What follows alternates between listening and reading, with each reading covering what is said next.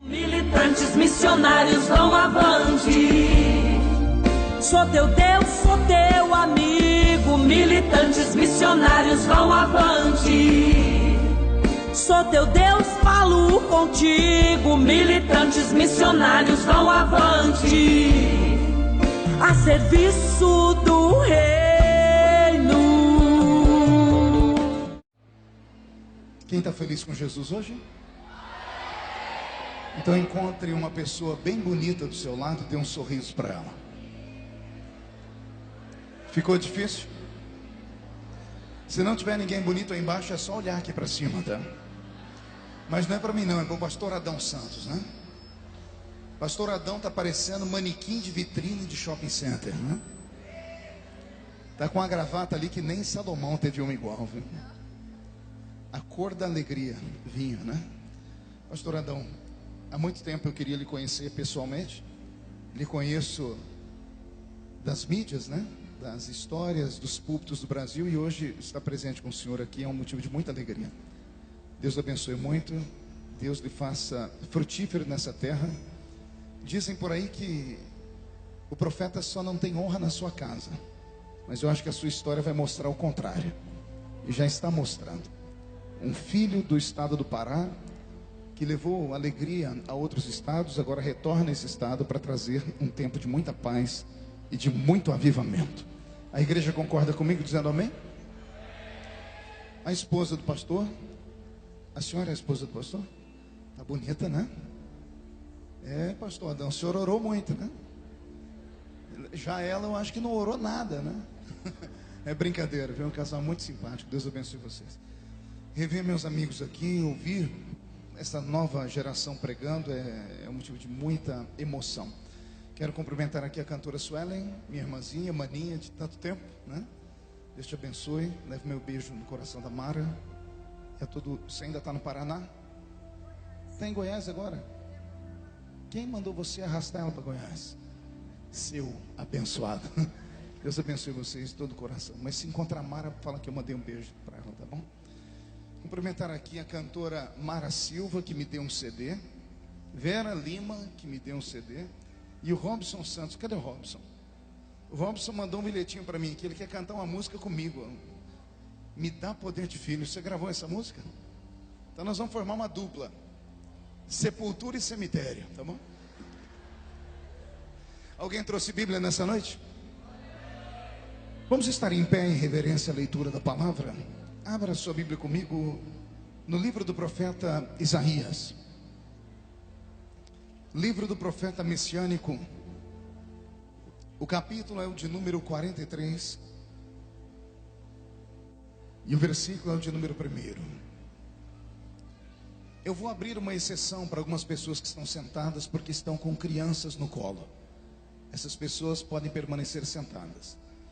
Também vou abrir uma exceção para as pessoas que estão sentadas porque estão doentes. Aliás, não vou abrir não. Seja curado já, em nome de Jesus, e se coloque de pé. Agora, os demais que estão assentados, eu não sei qual o motivo. Aquela banda ali tem um grupo, vocês não estão me ouvindo ou não querem ficar em pé mesmo? Ah, estão ouvindo. Vamos estar em pé. É o pessoal atrás de vocês. Olha para trás aí, o pessoal está tudo sentado. E o menino tem 15 anos, a menina tem 18. Que canseira é essa, gente? Isso. Reverência à leitura da palavra. Está escrito assim: mas agora assim diz o Senhor que te criou, a Jacó, que te formou, a Israel: não temas, porque eu te remi, chamei-te pelo teu nome e tu és meu. Quando passares pelas águas, eu estarei contigo. Quando passares pelos rios, eles não te submergirão. Quando passares pelo fogo, ele não te queimará, nem a chama arderá em ti, porque eu sou o Senhor teu Deus, o Santo de Israel, o teu Salvador. E quem crê nesse texto, diga: eu creio. Feche a Bíblia, coloque no banco, na cadeira, na arquibancada e pegue na mão da pessoa mais perfumada do seu lado. Ainda dá tempo. Aperte a mão da pessoa com carinho até ela falar aleluia. Pentecostal que não faz barulho está com defeito de fabricação, não é? Vamos orar? Senhor meu Deus, meu Pai, que majestoso tem sido esse culto. Quão poderosa é a sua presença neste ambiente. Na verdade não era nem necessário mais pregador algum pregar aqui. Os teus servos que usaram o microfone antes de mim trouxeram o céu à terra. E se eu me equivoquei, Senhor, eles acabaram arrastando a igreja até o céu, porque eu senti a sua glória cara a cara. Mas me foi dada a oportunidade de ministrar a sua palavra, e eu não recuo da ordem dada. Mas antes de ministrar a sua palavra, eu lhe faço alguns pedidos. E o primeiro é esse: que o Senhor cerque este ginásio, e num raio de 5 quilômetros, onde houver um demônio alojado, eu dou a esses demônios segundos para sumirem de redenção.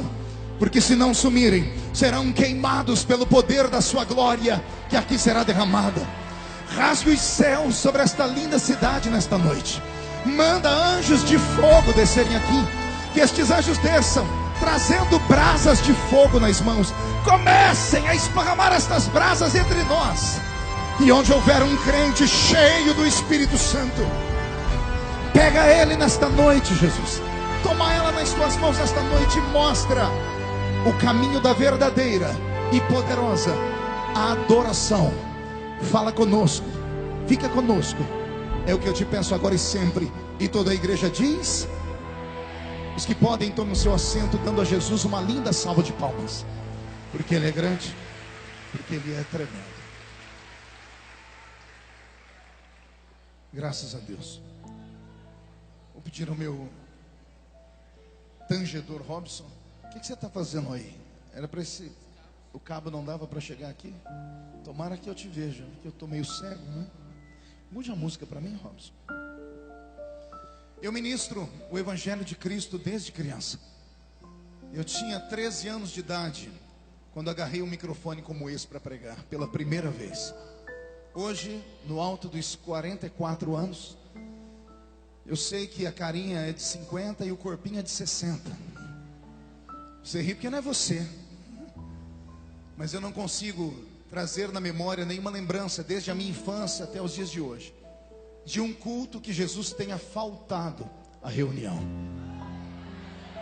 Meia dúzia, entendeu? Eu vou melhorar a sentença. Eu quis dizer que desde criança até hoje, eu não me lembro de um culto que Jesus tenha sequer chegado atrasado à reunião. Muitas vezes, por motivo de força maior, somos obrigados a chegar no culto depois que ele começa. Às vezes somos obrigados a ir embora antes do culto terminar. Mas Jesus nunca fez isso. Ele sempre chega quando o primeiro crente chega. Ele só vai embora quando o último crente vai embora. Isso quando ele não encontra aqueles crentes maluquinhos, que eu acredito que tem aqui em Redenção, que amam emendar o culto numa vigília. Porque se ele encontrar os vigilheiros, ele fica com eles até o sol raiar. Ele deixou na sua palavra uma promessa dizendo: esta é a minha igreja, e as portas do inferno não prevalecerão contra ela. Quem pertence a esta igreja pode dar um grito para acordar a cidade toda. Maravilha. Nesses mais de 30 anos ministrando a palavra do Senhor, a experiência não me falta. Todavia, anda me faltando a paciência. Eu acho que a idade vai chegando, a maturidade vai chegando, e vai chegando junto a ranzinzice. Estou ficando meio ranzinza.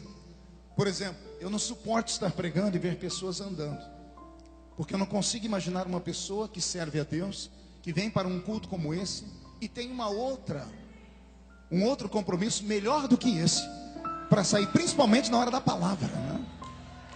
A não ser, é claro, que você vá trabalhar. Se você for trabalhar, não tem problema. A não ser que você tenha uma diarreia daquelas desenfreada. Aí eu compreendo. Mas fora isso, não consigo entender como é que as pessoas não conseguem encontrar um lugar para sentar na hora do culto.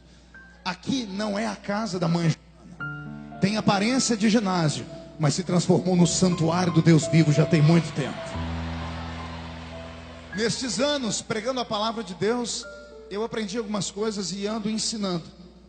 E uma das coisas que eu aprendi foi essa: entrar na igreja qualquer um entra, até cachorro entra, basta encontrar a porta aberta. Mas entrar no culto, aí não é qualquer um. Não, demorou cair a ficha? Eu vou falar de novo. Entrar na igreja qualquer um entra. Agora entrar no culto, na presença dele, adorando a ele, falando com ele, ouvindo a voz dele, aí não é para qualquer um, aí é só para aqueles que têm fome e sede da justiça. Quem tem fome e sede da justiça aqui, dá mais um brado de vitória, por gentileza. Eu prometo que não vou me delongar, até porque as horas já se foram. Mas eu tenho algo de Deus para falar ao seu coração.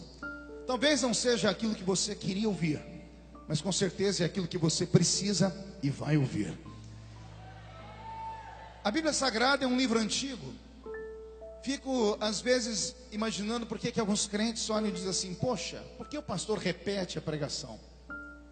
Cantor pode repetir o hino, às vezes mais de uma vez no culto, mas o pregador, quando ele repete uma pregação, as pessoas ficam furiosas. E não sei por quê. Porque se não fosse para repetir, a palavra não estava escrita na nossa mão. Eu li a Bíblia inteira pela primeira vez de capa a capa aos 9 anos de idade. Eu era coroinha na igreja católica e me apaixonei por esse livro. E aí eu vejo pessoas dizerem que as pregações não podem ser repetidas. O apóstolo Paulo, escrevendo uma de suas cartas, disse assim: eu não me canso de repetir a vocês as mesmas coisas. Dias desses eu vi um crente velho, não um velho crente, tem uma distância entre os dois. Existe o crente velho e o velho crente. O velho crente é aquele que pode cair o mundo à esquerda e o outro, o restante do mundo, à direita, e ele não é abalado por nada. Mas o crente velho é uma tristeza. E esse que veio falar comigo era um crente velho. E ele falou para mim assim: pastor, lá na igreja onde eu pastoreio, eu não estou mais com muita vontade de congregar aqui com o senhor não. Eu disse: por que não? Ele disse: olha, o senhor é uma referência, um dos grandes pregadores do Brasil. Congrego com o senhor já tem uns 4 anos, mas nesses últimos 4 anos, eu só devo me recordar na igreja que o senhor pastoreia de umas 2 ou 3 mensagens. Isso significa que as suas mensagens aqui não são tão boas quanto as que o senhor prega pelo Brasil. Quando ele terminou de falar, eu disse assim para ele: olha, nesses últimos 4 ou 3 anos, eu também me lembro de ter viajado somente para uns 2 ou 3 países do mundo e ter comido uma comida que eu não esqueço mais. A comida foi boa, era diferente, mas o que me sustentou nesses 3, 4 anos não foi aquela comida diferente. Foi o arroz com feijão. Foi a comidinha simples que a gente come todos os dias nos cultos da igreja. Quando algum irmão vier falar para você assim, que o pregador não estava com nada, que a palavra não estava com nada, repreenda ele e diga assim: a palavra não volta vazia. Não importa quem esteja no púlpito pregando. O que vai te abastecer para o dia do arrebatamento não é essa pregação de hoje aqui. Essa aqui é apenas uma comida diferente. O que vai te dar sustentação é o que você ouve na sua velha igrejinha, daquele pastor, daquele presbítero, daquele diácono, de domingo a domingo. Então dê valor às coisas pequenas. Posso ouvir mais um glória a Deus? O livro do profeta Isaías traz no capítulo 43 2 revelações. Na verdade, revelações que eu as transformo nessa noite em 2 poderosas promessas. Eu disse 2 poderosas o quê? Não ouvi. Queria ouvir mais uma vez. Só para eu ter certeza que estou pregando no lugar certo. Há alguém aqui nesta noite que tem uma promessa de Deus na sua vida que ainda não se cumpriu? Então eu estou no lugar certo e a mensagem tem endereço. Isaías no capítulo 43 está diante do Eterno. O Eterno, assim chamado Deus de Israel, chama o profeta para uma conversa, desabafa com ele momentos antes. O livro do profeta Isaías é um livro de desabafos. Quem já leu os seus 66 capítulos sabe muito bem o que eu estou dizendo. Do primeiro capítulo ao capítulo 39 deste livro, Deus desabafa com Isaías, arrependido de ter criado Israel. Nos primeiros 39 capítulos do livro de Isaías, da angústia, é só ais e uis.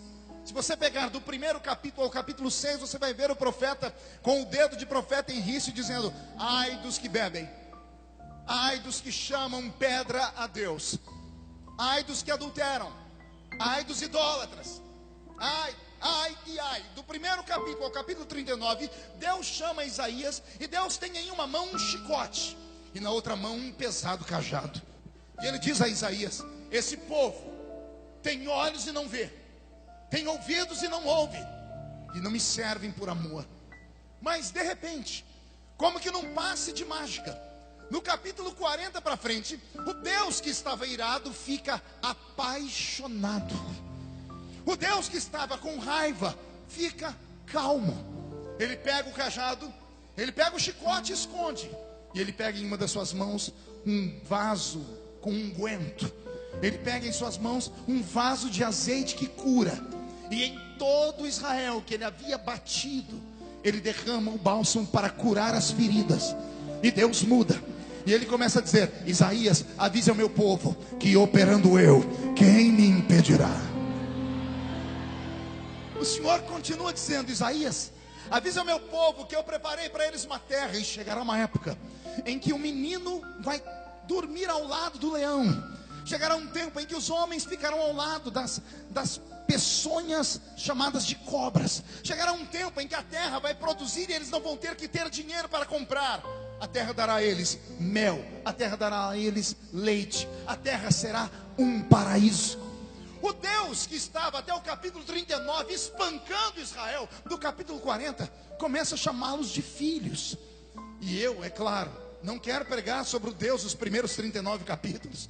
Não quero usar aqui o chicote divino. Às vezes dá vontade.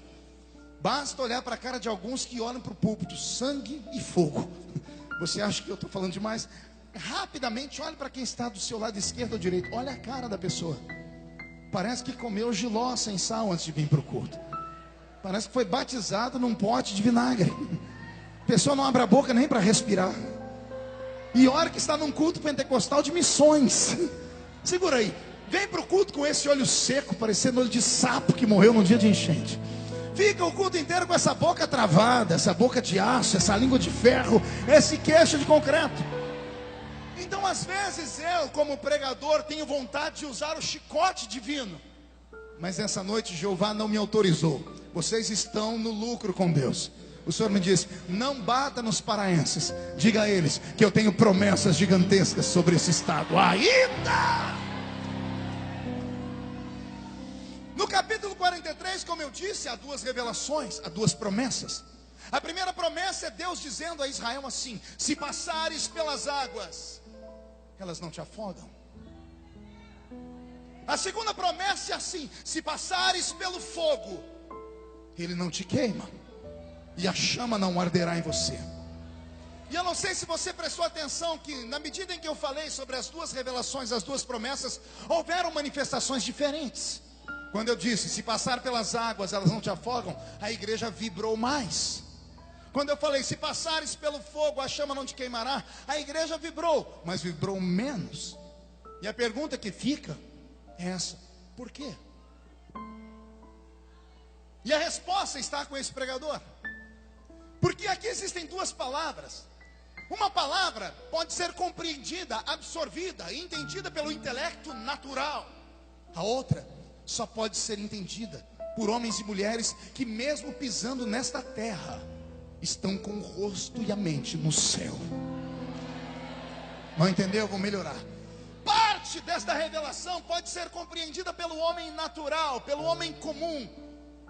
Mas a outra parte da revelação só pode ser compreendida por pessoas que não são normais, por homens e mulheres que são anormais, por homens e mulheres que estão neste mundo, mas não são desse mundo. Que se a trombeta do arrebatamento tocar agora, e daqui de dentro só dois subirem para o céu, um sou eu, quem é o outro? Deixa eu ver. Somente esses podem compreender o teor da segunda parte da promessa aqui. A primeira promessa tem a ver com água, a segunda tem a ver com fogo.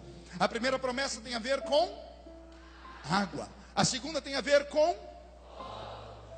A promessa que tem a ver com água é mais fácil de ser entendida e compreendida, porque todo ser humano em vida já passou ou vai passar pela experiência do afogamento ou do quase afogamento. Quer ver? Quem aqui já quase se afogou na vida? Levante a mão para eu ver.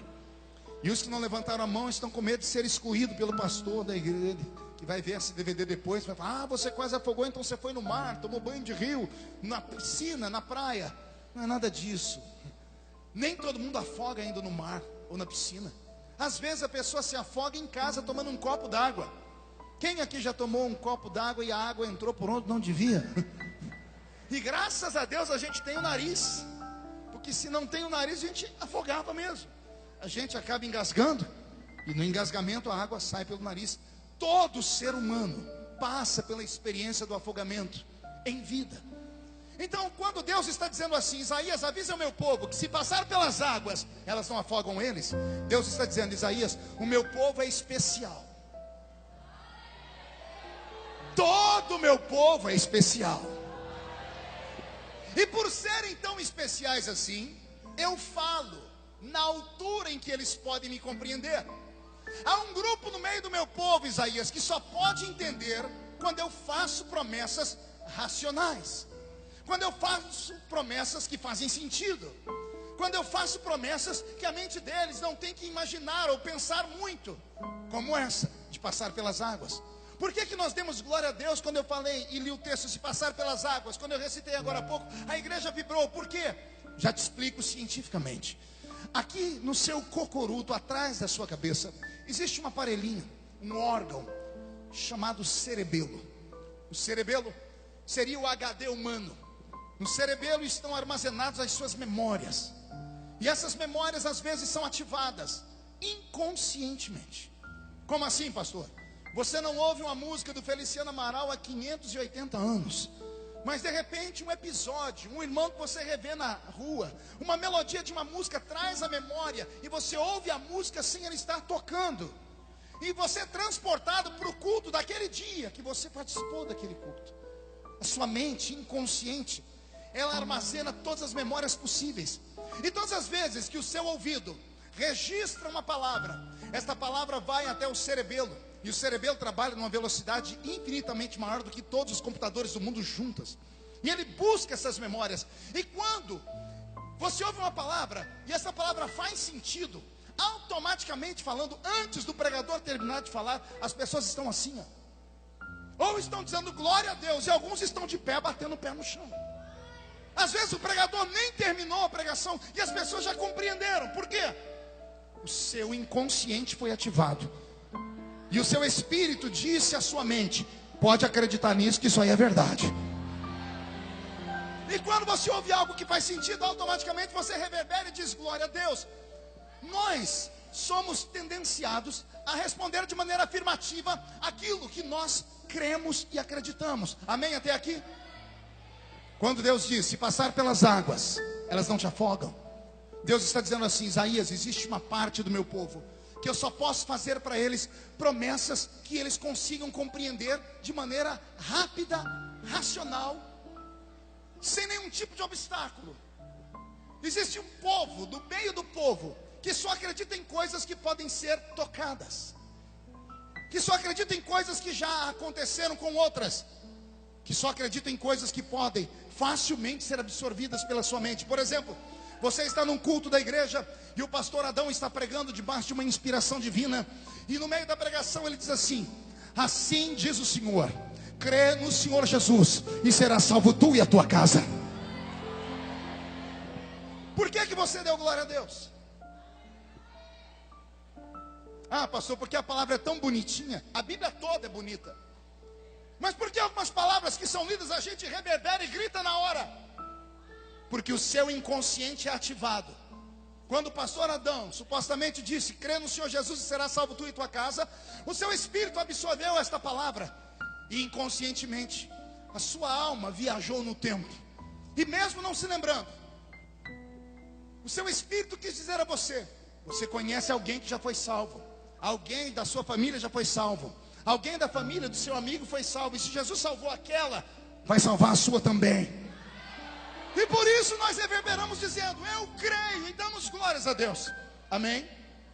É uma mensagem que qualquer crente pode receber. Diga: qualquer um pode receber.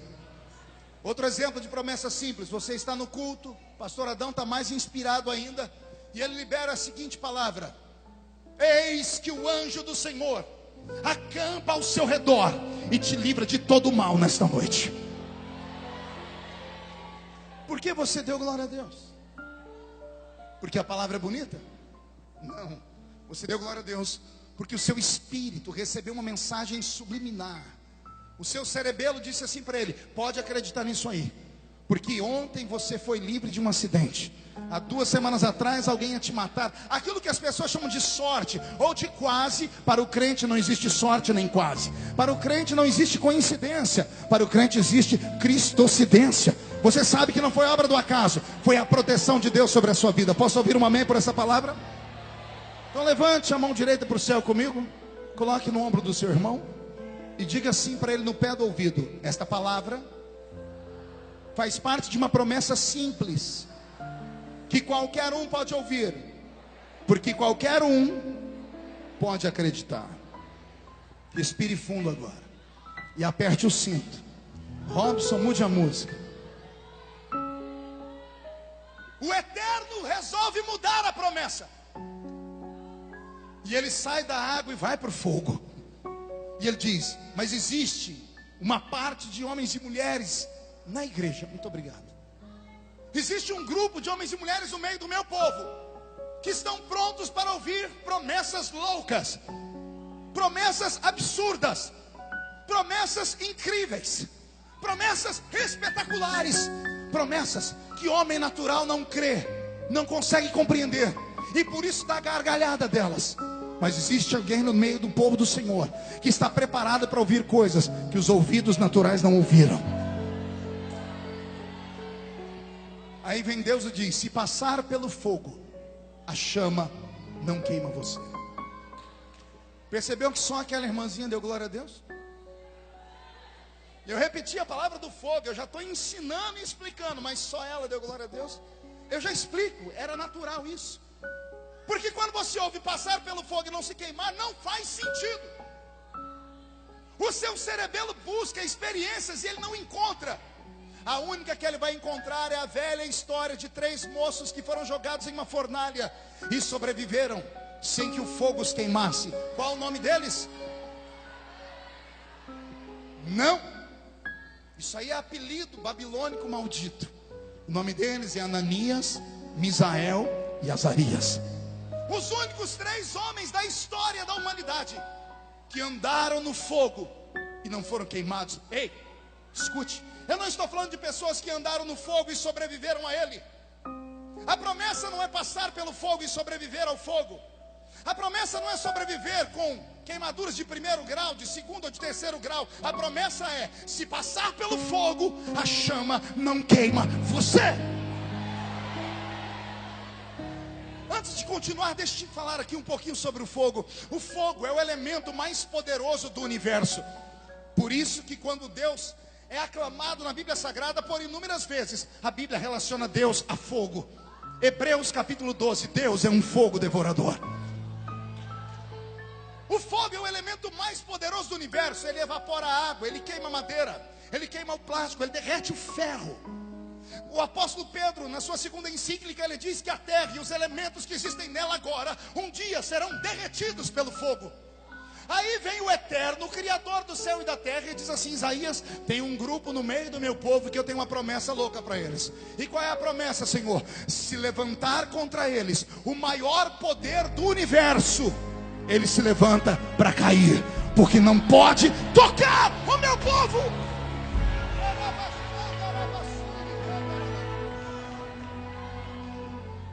A minha barba se arrepiou inteirinha. O céu se abriu. Ouça a revelação divina. Essa segunda parte da promessa não é para homens normais, não é para homens naturais, não é para mulheres carnais. A segunda parte dessa promessa é só para seres humanos que estão cansados de uma vida comum, cansados de uma vida nesta terra. Homens e mulheres que leem a Bíblia Sagrada e ao terminar de ler, abaixam a cabeça e com desdém diz: está errado, porque aconteceu e não acontece mais, se aqui está escrito que Deus é o mesmo ontem, hoje e será eternamente o eterno Criador. Porque há 10, Mas 20 anos atrás, em uma reunião como essa, não era necessário 200 pregadores e nem 100 cantores. Bastava um ungido ou uma ungida. Bastava alguém que não tinha a metade do intelecto que eu tenho, que não tinha a metade da instrumentalidade que tem nos nossos CDs, Suelen. Bastava eles com uma sanfoninha e um pandeiro. E no meio do louvor, do hino 15 da harpa cristã, estava o Deus Salvador se manifestando no meio da igreja. Por quê?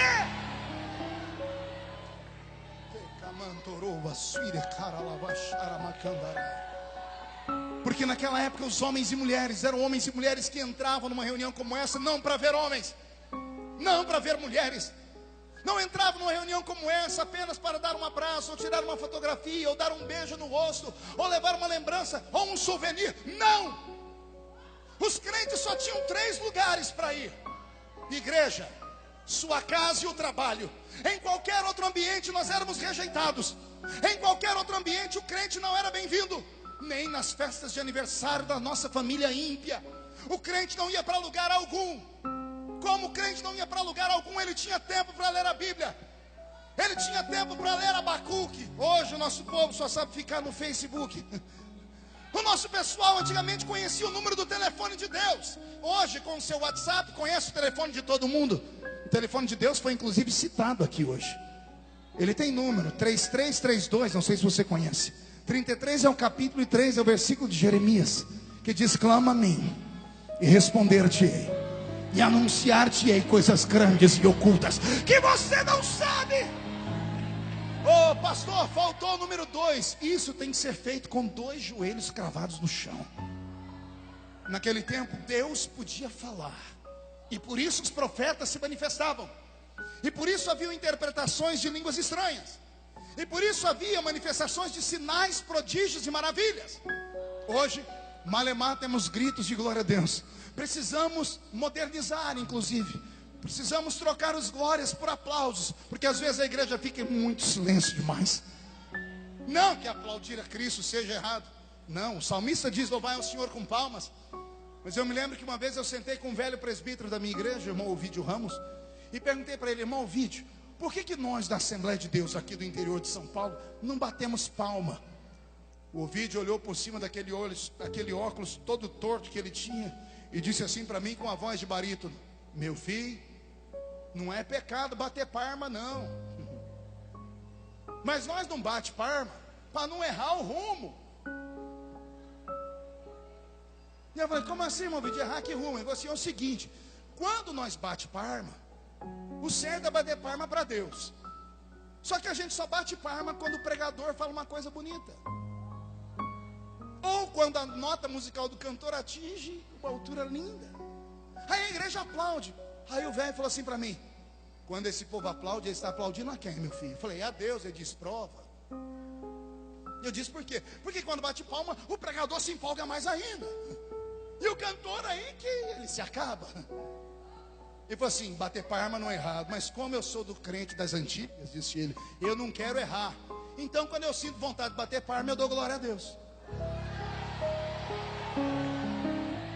E eu falei: por quê? Ele disse assim: porque glória a Deus não tem honra, não tem como errar. Não tem outro Deus na terra, só tem um.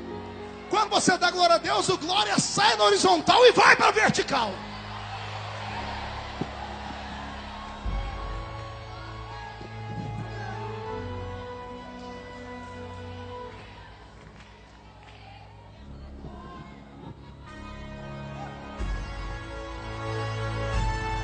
O eterno Deus de Israel aqui está nesta noite.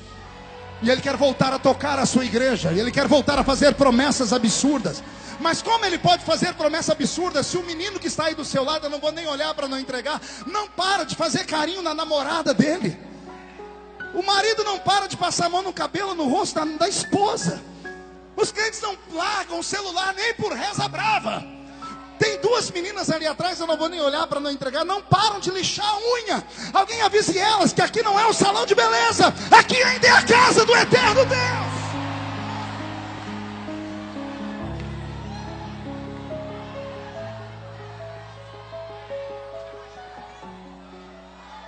Deus só faz promessa louca para quem é louco também.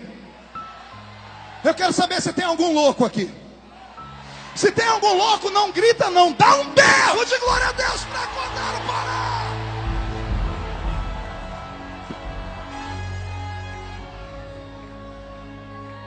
Pastor, o que seria uma promessa louca? Já explico. Alguém me arrume uma toalhinha, por favor, um lenço. Me trouxeram aqui com todo carinho esses guardanapos. Daqui a pouco meu rosto está cheio de pedacinho de papel. Alguém tem uma piedade do pregador? Está limpinho? É que esses dias o irmão me deu um lenço. Quando eu passei aqui, sangue de Jesus tem poder. O que seria uma promessa absurda e louca, pastor? Pastor Adão está pregando no culto. E ele resolve liberar uma palavra revelada. E ele diz assim: ô minha querida, está limpinha? Thank you very much. Pastor Adão está pregando no culto e ele libera a seguinte palavra, escuta aí. O Senhor está me dizendo que há uma mulher aqui, que daqui 3 meses embarcará para os Estados Unidos da América, entrará na presença de Barack Obama e vai dizer para ele: abandona o seu cargo de uma vez e deixa o Trump trabalhar. E isso em inglês. Ninguém dá nenhum glória. Mas não era para dar glória a Deus mesmo. Por que ninguém reagiu? Porque é uma promessa que não faz sentido. A gente tem vontade de rir. Pastor Adão está mais inspirado ainda e libera a seguinte palavra: há um homem aqui que vai receber uma herança da Alemanha, e com o dinheiro da Alemanha ele vai pagar a dívida externa da América Latina inteira. Oh, pelo menos um gritou. Você viu que ninguém gritou? Olha a cara do seu irmão, está dando gargalhada. Pastor, como é que eu vou dar glória a Deus com isso? Isso aí é uma invenção, isso é uma loucura. É disso que eu estou falando. É sobre isso que eu quero falar. Eu não quero falar com crentes normais. Os crentes normais estão em casa assistindo a novela. Eu quero falar com um crente maluco. Eu quero falar com esse paraense que está do seu lado, que acredita que Deus vai colocar um par de asas nas costas dele e ele vai viajar os 4 cantos desse planeta. Eu quero falar com homens e mulheres que acreditam no sobrenatural. Quem acredita no sobrenatural? Mão direita lá em cima, chacoalha ela. Faz uma tomada disso, cinegrafista, rápido. Chacoalha a mão direita. Chacoalhou? Coloque essa mão no ombro de quem está do seu lado e agarra a pessoa. Agora é para agarrar. Chacoalha a pessoa até ela ficar irritada. Irrita ela. Tira ela do lugar, chacoalha ela. Diga: Deus te trouxe aqui para isso. Sacode a pessoa, sacode. Diga: Deus te trouxe aqui para isso. Para sacudir as promessas da sua vida. Só quem tem promessas reage.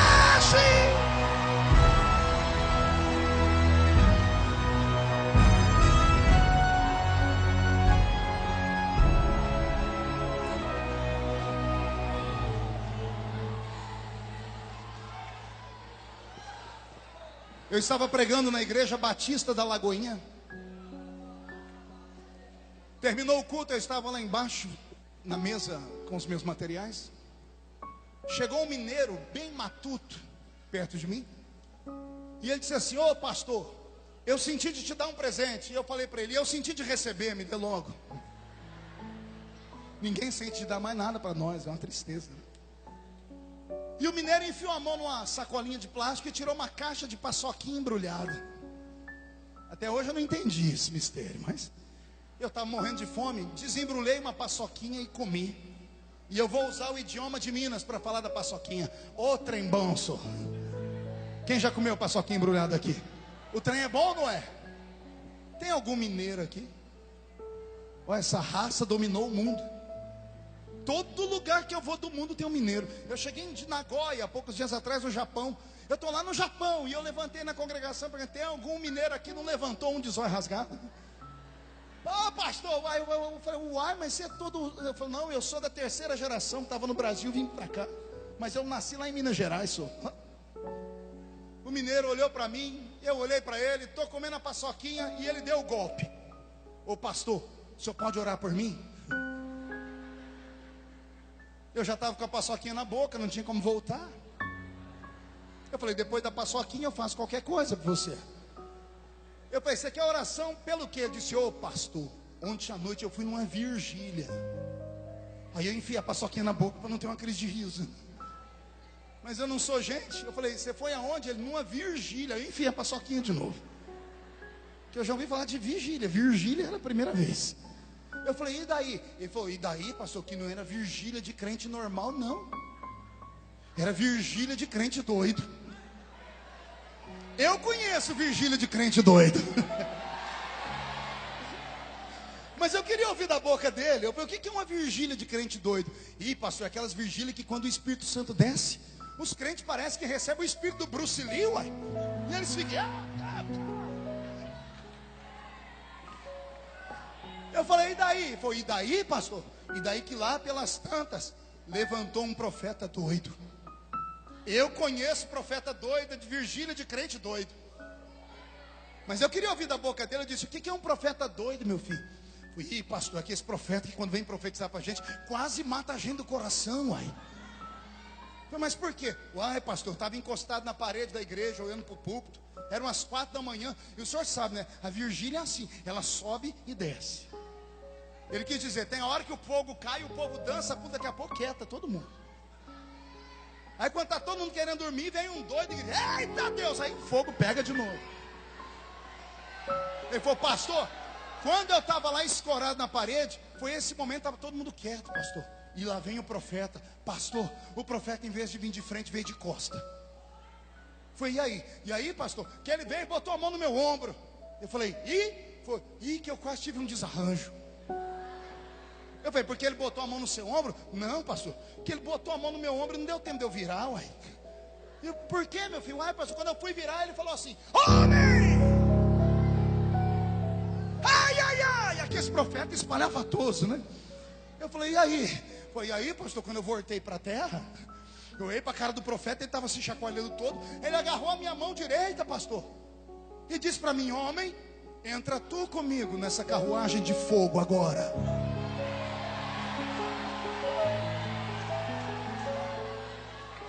E eu falei, o que você fez? Falei, uai, pastor, eu entrei na carruagem. E como é que foi? Ih, pastor, olha, começou bem, nós corremos por lá. Eu achei que ele ia parar, ele engatou uma outra marcha e corremos na frente do púlpito. Ele correu do outro lado. Nós rodeamos a igreja umas 2 vezes. Pastor, eu achei que estava bom, o profeta não mirou a rua. Eu falei, e aí, pastor? Eu estava na carruagem, não tinha como descer, ué.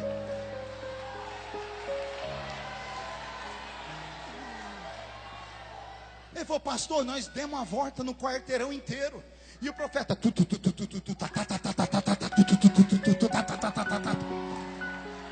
pastor, chegou uma hora que eu falei, não tem jeito, estou na carruagem, vou cavalgar. E eu entrei com ele, era manto para cá, manto para lá, ele dava glória lá e o aleluia de cá. Pastor, o profeta resolveu entrar na igreja de novo. Eu falei, e você? Ele falou, pastor, eu estava na carruagem. Entrei atrás. Quando estava no meio do corredor, chegando no púlpito, pastor, o profeta brecou e me empurrou. Que eu saí catando cavaco no chão. Pastor, eu parei, não sabia o que tinha acontecido. Parei de falar em línguas. Olhei para trás e lá estava o profeta. Com a mão na cintura assim, o dedo indicador assim, e a cabeça assim. E ele falou assim, homem, olha o que eu faço. Eu te tomo pela tua mão direita e eu te levo para lá, para cá, para lá, para cá. Eu te levo para um giro na terra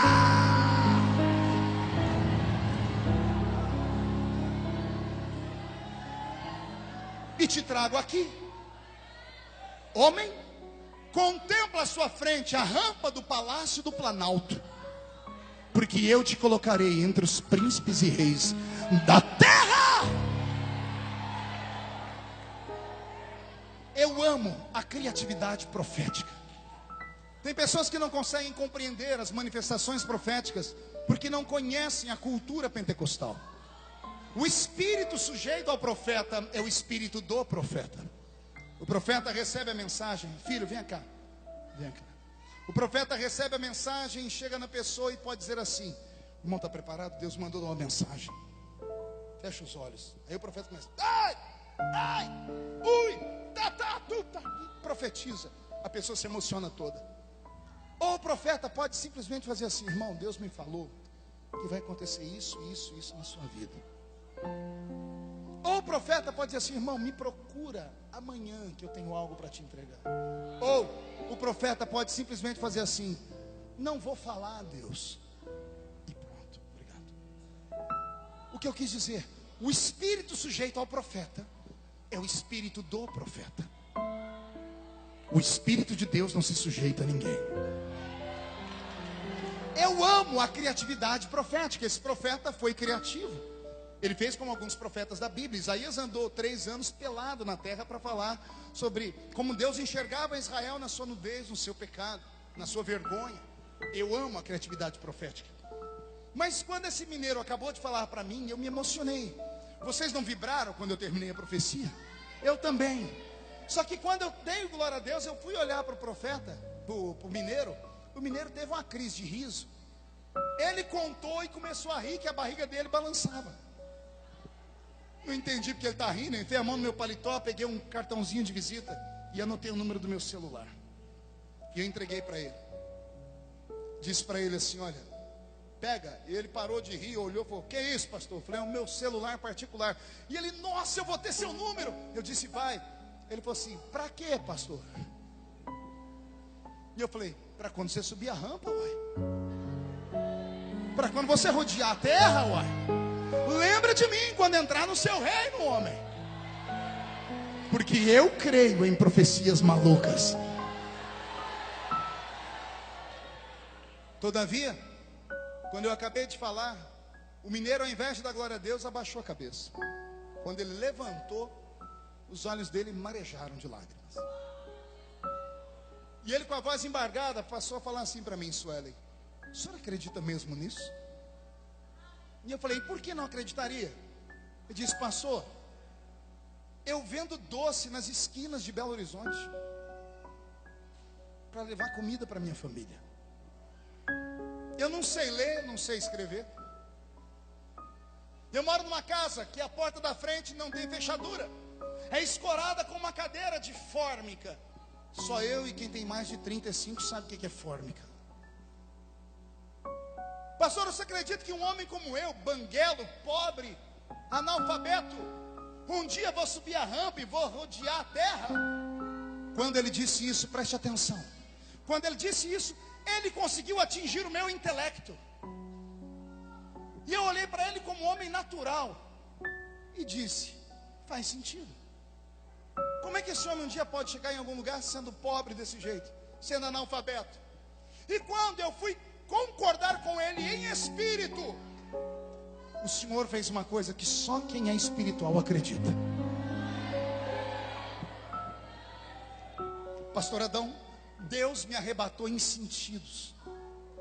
Sumiu tudo na minha frente. Sumiu o mineiro, os mineiros, a igreja, os carros. Escute, escute, escute, escute, escute. Segure só, escute, escute.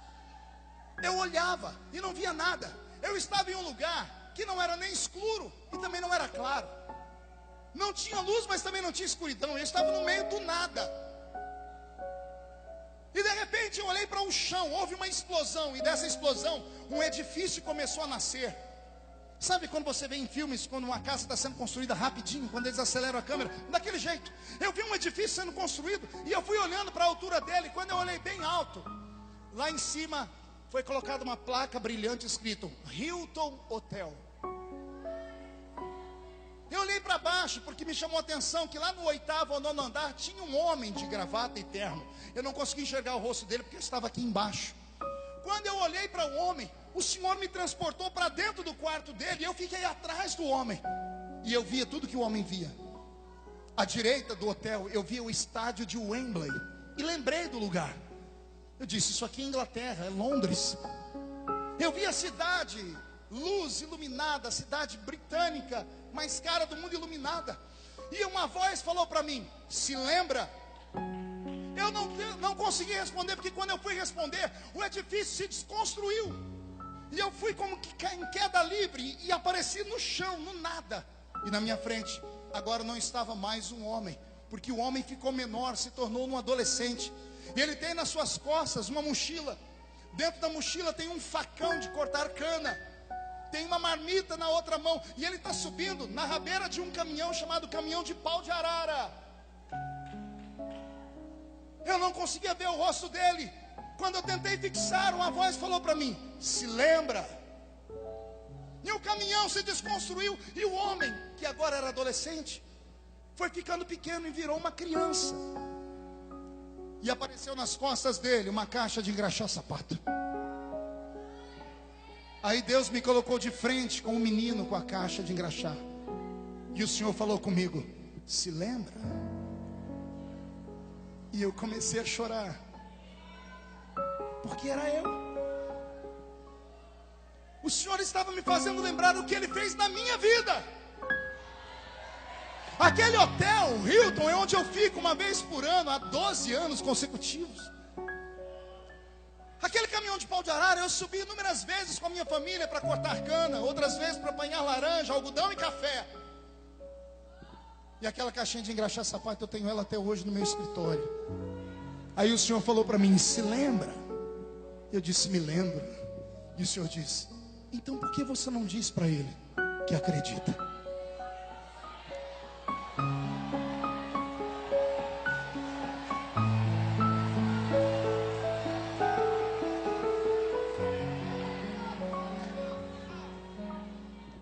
Eu me emociono até hoje quando me lembro da minha história. De repente eu voltei para Minas Gerais. Estalei os olhos e está um mineiro na minha frente chorando. Eu levantei o queixo dele tremendo. Eu disse: pare de chorar. Chacoalhei ele e disse: homem, se foi o meu Deus que falou, se foi o meu Deus que falou que você vai subir a rampa do palácio, se foi o Deus que fez a estéril ser mãe de filho, o Deus que pavimentou um caminho no meio do mar para Israel passar a pé enxuto, o Deus que na falta de um profeta usou a boca de uma jumenta para falar, o Deus que transformou as moléculas de um machado de ferro em isopor para ele flutuar em cima das águas, só para mostrar a um profeta que ele era Deus, o Deus que usou a capa de um profeta para dar um ministério prodigioso e dobrado para o outro, o Deus que fez o relógio de Acai girar ao contrário, o Deus que fez o sol e a lua pararem para Josué ganhar a batalha. Se foi Ele quem falou, quem viver verá para ver se cumprir a promessa.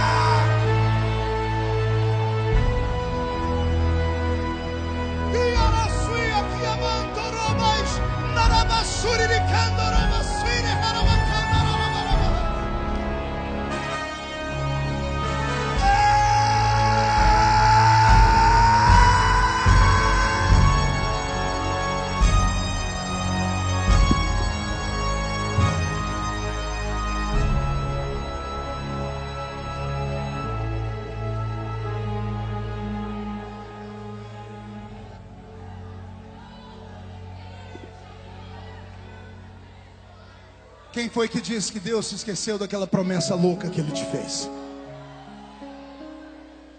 A minha missão nesta noite é simples, é só fazer você relembrar das promessas que Ele fez. Porventura você pode me falar alguma promessa que Ele tenha feito e não tenha cumprido? Porventura você consegue lembrar de algo na Bíblia que Ele disse ao seu servo que faria e não tenha feito? Ele é o Deus que não deixa a sua palavra cair por terra. Ele fez uma promessa a um profeta, o profeta morreu. Eu não sei se Deus havia se esquecido, Senhor me perdoa, não me fulmina, ou se Ele queria mostrar o poder dele. Mas o profeta chegou no seio de Abraão com 13 milagres feitos. Ele pediu a porção do espírito de Elias. Elias fez 7 milagres em vida. Eliseu está num canto lá do seio de Abraão com a cara murcha. Alguém está perguntando: qual é o seu problema, Eliseu? Deus me fez uma promessa e não cumpriu. Como assim? Ele prometeu porção dobrada do Espírito do meu Senhor, e em vida só 13 milagres aconteceram. Vão chamar Deus de mentiroso. Deus entra no seio de Abraão e diz assim: eu não minto, não sou filho do homem para mentir. Olha o que eu faço na terra. Há uma batalha em cima do cemitério. Um soldado cai morto no chão. O peso do corpo dele rompe uma tumba. e ele encosta nos ossos do profeta. Quanto tempo leva para um corpo assim ficar em pele, ficar em puros ossos? A promessa levou tempo para se cumprir, mas de repente o homem morto ressuscita, porque encostou no osso de um profeta que tinha uma promessa. Eu vim aqui te dar um recado de Deus. Saia daqui tranquilo nessa noite. Não se assuste com o diagnóstico do médico. O câncer, a AIDS ou qualquer outra doença incurável está ouvindo o profeta falar. Doenças incuráveis. Esta pessoa sobre qual você está tem uma promessa. E se esta pessoa tem uma promessa, essas pessoas estão imortalizadas até que se cumpra as promessas na vida delas. Você não entendeu? Eu vou repetir. Passa o céu, passa a terra, mas a palavra dele não passa jamais.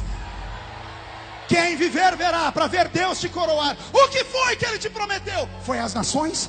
Pede e eu te darei as nações por herança. Foi as nações que ele te prometeu. Ele prometeu colocar você num pássaro de aço e te fazer cortar o Oceano Atlântico, o Índico. Foi isso que ele prometeu. Ele prometeu te transformar no maior fazendeiro ou garimpeiro do estado do Pará. Ele prometeu que você ia ser governador desse estado. Pois anote, você não morre até que esta palavra se cumpra, porque Deus não faz promessa louca pra gente normal. Deus só faz promessa louca para quem é louco também. E eu queria ouvir o grito dos loucos nessa noite.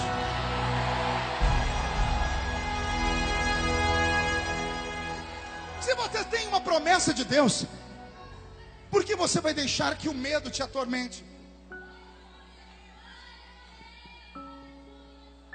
Eu vi um louvor hoje que a pessoa diz assim: eu não sou mais escravo do medo, eu sou um filho de Deus. Ouviu aí? Eu não sou mais um escravo do medo, porque eu sou um filho de Deus. Quem é filho de Deus aqui? Então murcha essa barriga, estufa esse peito, faz cara de quem tem autoridade, fecha as duas mãos, pisa nesse chão com violência, agarra o diabo pelo chifre, escancara a cara dele no chão, diga ao estado do Pará que você está renascendo nesta noite, porque você tem promessas.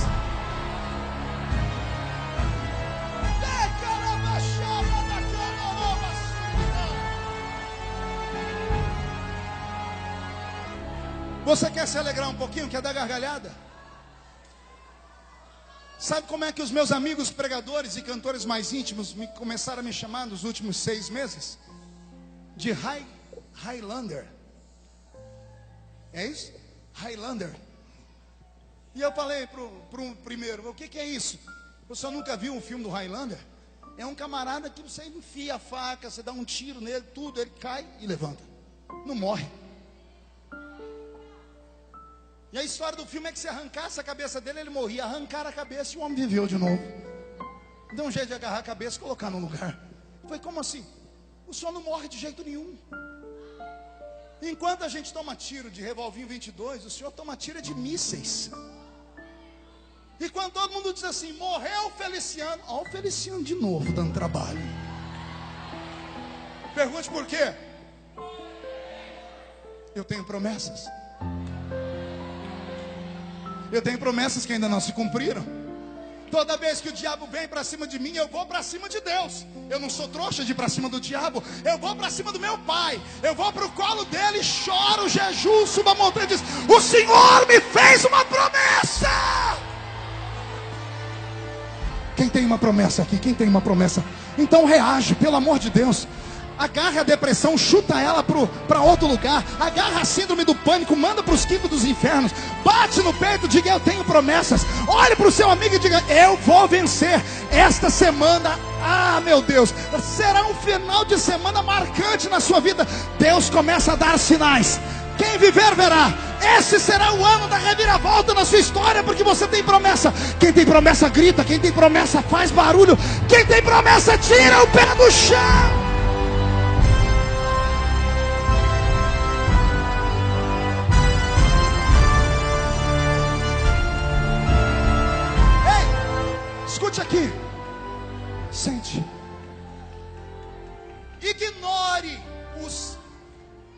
debocham dos seus sonhos. Muda a música, Robson. Ignore esses falastrões, essas faladeiras. Ignore esses crentes que te medem de alto a baixo pela roupa que você veste, pela rua que você mora. Ignore essas pessoas que te acusam do seu passado. Ignore as pessoas que te criticam porque você imita o trejeito de um pregador ou de um cantor, quem quer que seja. Ignore-os. São pessoas que nunca fizeram nada. São pessoas que queriam ter a sua ousadia, a sua coragem, e não tem. E não tem ousadia e não tem a coragem porque não tem a promessa. Porque Deus só faz promessa para quem é ousado. Deus ama gente atrevida. Deus ama gente que falta uns parafusos na cabeça. Você está entendendo? Agora eu estou falando só para penteca. Só para quem é pentecostal do manto. Deus ama esses crentes malucos. Deus ama esses subidores de monte. Deus ama esses crentes que jejuam e oram. Deus é apaixonado por esses crentes que se aproximam dele. Ei, eu preguei agora, menos de 30 dias atrás. Eu estava nos Estados Unidos e preguei numa ilha chamada Ilha de Martha's Vineyard. E a ilha do famoso pregador americano John Wesley. Na verdade, pregador britânico, inglês, que foi para a América fugindo da Inquisição. Eu fui no museu de John Wesley e eu chorei muito. Pergunte por quê? Quando você ouve o nome de John Wesley, pai do metodismo, que criou a igreja metodista, a original, o homem que moveu a América do Norte inteira, um homem que da ilha de Martha's Vineyard, do porto até a cidade de Boston, ia de cavalo, pregando debaixo da neve. Quando você ouve falar que ele levou uma nação inteira aos pés da cruz, você imagina um gigante. Aí eu entrei no museu dele e vi o sapato dele e eu chorei. No século XVIII, Wesley calçava o que no Brasil é 33. Tem a roupa dele em um guarda-roupa. Um homem com menos de 1,5 metro de altura. Compleição física de uma pessoa enferma. Quando ele se candidatou a ser missionário pela Igreja Batista, ele não passou no crivo dos pastores e psicólogos da época. Disseram que ele era, além de um homem muito fraco no corpo, era desequilibrado mentalmente, porque era muito explosivo e agressivo. Disseram que ele não prestava para ser missionário. Ele entrou na casa dele, uma casinha de madeira, se trancou no quarto, e quem conta a história é Charles Wesley, o irmão dele, Carlos Wesley. Escreveu quase 4.000 composições de louvores, e fizeram uma dupla, John Wesley e Charles Wesley, um cantava e o outro pregava. Carlos disse assim: eu ouvi um barulho no meu quarto, coloquei o ouvido na porta e o meu irmão esmurrava a parede que a casa tremia, e ele dizia: Deus, ou o Senhor me usa, ou o Senhor me mata, porque um homem como eu não tem espaço no mundo, nem pelo meu tamanho, nem pela minha saúde. Ou o Senhor me usa, ou o Senhor me mata. Charles Wesley disse que de repente ouviu um barulho dentro do quarto. Ele abriu a porta e o irmão dele estava caído a metros longe da parede, tremendo. E ele perguntou: John, o que aconteceu? E John Wesley disse para ele: eu estava esmurrando aquela parede, e um vento saiu da parede e bateu no meu peito e me jogou para trás. E o Senhor me disse: eu te uso. A rainha da Inglaterra escreveu assim: eu tenho mais medo dos joelhos de Wesley no chão do que do arsenal bélico da França inteiro contra nós. Conseguiu entender? Não, vou falar de novo. A rainha da Inglaterra disse assim: eu tenho mais medo de Wesley de joelhos no chão do que do exército da França inteiro contra nós. naquela mesma ilha onde eu preguei, há quase 90 anos atrás, um grupo de crianças saíram da escola americana e foram para aquela ilha, conhecer a ilha. E uma professora, daquela época a religião ainda era pregada nos Estados Unidos, a Bíblia podia ser lida, podia ser feita orações nas classes. Hoje as crianças não podem orar mais na América, não pode entrar a Bíblia na escola, mas as crianças estão levando metralhadoras para a escola, para matarem uns aos outros. A América hoje começa a rever todos os erros que cometeram. A professora levou as crianças para a casa de Wesley, e ela fez questão de levar as crianças no quarto dele, preste atenção. Um grupo de meninos e meninas, e a professora disse: nesse quarto dormia o avivalista. E a professora disse: e ele dormia daquele lado da cama. E as crianças perguntaram: como assim, professora? A professora fez isso para provocá-los. E ela disse: venham do lado de cada cama. E quando chegaram do lado de cada cama, tinha 2 marcas no chão de madeira, redondas e escurecidas, afundadas. E ela disse: ele vencia suas batalhas orando aqui. Wesley orou tanto que ele afundou a madeira do quarto dele. E a professora olhou para aquelas crianças e disse: Deus está procurando um novo Wesley. As crianças saíram para o almoço, para um piquenique. Na hora de ir embora, a professora fez a chamada para as crianças subirem nas carroças. E quando vai chamando um ou outro, faltou um menino chamado William. E saíram as monitoras pela ilha procurando o William. E foram lembrando onde eles foram. E a professora subiu na casa de Wesley, foi no sótão, foi no basement, olhou em cima, no terraço, olhou embaixo, olhou em todos os lugares, não via nada. Ela entrou no quarto, não viu ninguém. Quando ela foi fechar a porta do quarto, ela ouviu um gemido. Ela empurrou a porta e seguiu o barulho do gemido. Do lado de lá da cama, onde tinha as 2 marcas de joelho, tinha um menininho de 7 anos. Ele estava com as 2 pernas abertas, numa posição desconfortável. Ele botou um joelho aqui e o outro aqui. E a professora chegou bem de mansinho e viu ele com as 2 mãozinhas agarradas em lágrimas, dizendo: papai do céu, eu quero ser o novo Wesley.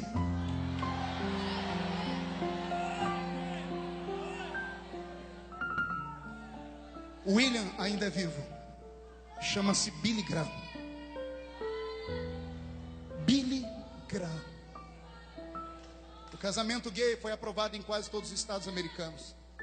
No estado onde o pastor Billy Graham mora, estava para ser votada a lei, porque lá é por estado. Ele chamou um canal de televisão. Ele já tem mais de 90 anos, está com mal de Parkinson. E ele, tremendo todo, olhou para a câmera e disse: quero falar com os meus irmãos. Se eu ainda sou um homem de Deus, essa lástima não entrará no meu estado. Eu convoco todos os crentes em Jesus a não aprovarem isso. E não aprovaram a lei no estado dele. E ele diz: enquanto eu for vivo, o meu estado não conhecerá o pecado. Consegue imaginar isso em pleno século 21? Enquanto no Brasil pastores estão sendo expostos à vergonha e envergonham o evangelho, ainda existe um do outro lado que chama a responsabilidade para o nome dele, porque tem uma ficha limpa. Sabe por que ele tem uma ficha limpa? Porque ele tem uma promessa. Deus não me trouxe aqui apenas para trazer essa palavra bonita, porque eu sei que ela é bonita. Deus me trouxe aqui para mexer com seus sonhos. Incline a sua cabeça.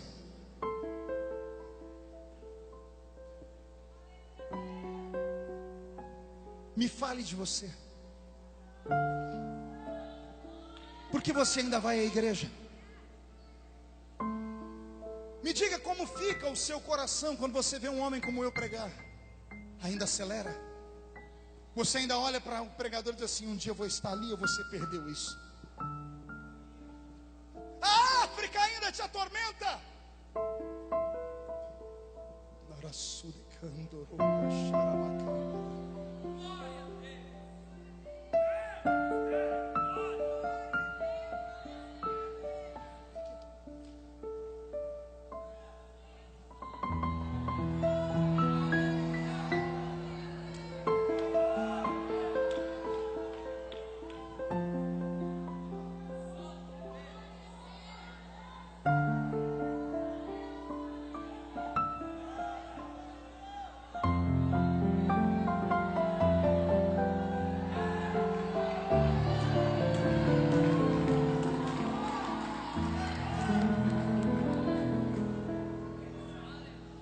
Deus das promessas está aqui. Fique de pé comigo.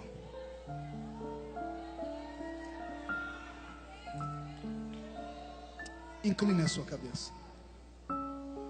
Eu não sei o que esses últimos dias tem significado para você, mas para mim tem sido dias de desafio. Eu disse a Deus na passagem do ano que todos os dias desse ano, quando eu fosse pregar, eu ia invocar a presença do Deus da minha infância.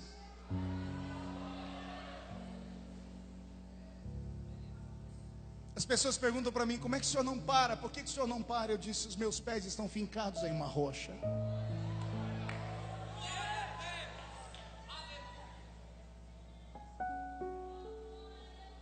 Agora eu vejo crianças como essa linda menina na mão dessa mãe. Eu vejo bebês. E eu fico imaginando em que igreja essas crianças vão congregar daqui 10 anos, se Jesus não voltar. Eu estou envelhecendo. A minha geração está envelhecendo. Não são só gritos de uma mente boa. É preciso mais do que isso. É preciso paixão. Eu reconheço que de longe sou um bom pregador. Eu conheço muitos bons pregadores e eu não sou um deles. Diante de Deus, falo isso sem demagogia. Eu não consigo me ouvir pregando. Eu nunca ouvi um DVD meu, nem uma fita minha, porque eu sou perfeccionista. Eu vejo amigos pregarem. Eu vi esse garoto que pregou aqui antes de mim. Que talento, que oratória bonita, que retórica. E as pessoas falam: então o que o senhor tem que quando o senhor fala a gente chora? Os cultos que o senhor prega é uma bagunça de emoções. A gente grita, vai ao delírio e começa a chorar. Por que acontece tudo isso? Eu digo: porque essa é a minha chamada. É provocar a minha geração. É dizer para você que o Deus do menino da Vila Tatu é o Deus dos irmãos de redenção. É o Deus dos irmãos de Xinguara. É o Deus dos irmãos do estado do Pará. É o Deus dos pobres. Deus não precisa do seu dinheiro. Deus não precisa da sua capacidade humana. Deus só precisa de um coração quebrantado. E geralmente o coração só é quebrantado quando ele é violado, quando ele é violentado. Só pode entender de compaixão quem precisou dela. Só entende de misericórdia quem precisou dela. E esta nossa geração tem que ser uma geração cheia de glória, mas cheia de misericórdia. Misericórdia com alguém assim. Feche os olhos. Eu vou fazer um convite. Só um. E eu vou pedir para que ninguém saia antes da bênção apostólica. Eu queria aqui perto de mim só os sonhadores que foram violados. Só gente que se machucou ou te machucaram. Só gente que tinha sonhos grandes, chamada profética, ministerial, e foram sepultados. Gente que enquanto eu pregava aqui, seu coração acelerava e você dizia: fala comigo, Deus. E o Senhor me mandou te dizer: estou falando. Falo contigo porque você é louco. Eu quero orar por esses homens e mulheres que acreditam ainda que Deus pode cumprir as promessas. Venham aqui. Isso, venha chorando. Porque você não é comum, você é uma raridade para Deus.